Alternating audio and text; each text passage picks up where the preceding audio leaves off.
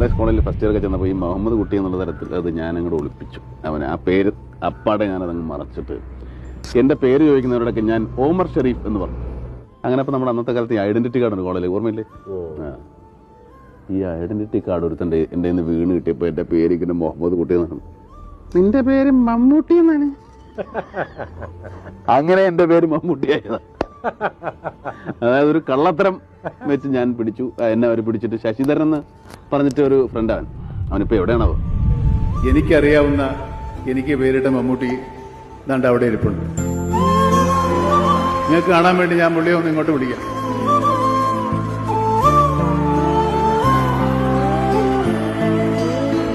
അദ്ദേഹത്തിന്റെ പേര് ശശിധരൻ എന്നാണ്. പലരും എന്നോട് ചോദിച്ചിട്ടുണ്ട്. ഞാൻ ഇയാളെ ഒളിച്ചു വെച്ചിരിക്കുകയായിരുന്നു, പുറത്തു വിടാതെ, ഒരു സർപ്രൈസ്. ഇങ്ങനെ 4 പേര് കാണുക ഇയാളെ പരിചയപ്പെടുത്തണമെന്ന് എനിക്ക് വലിയ ആഗ്രഹം ഉണ്ടായിരുന്നു.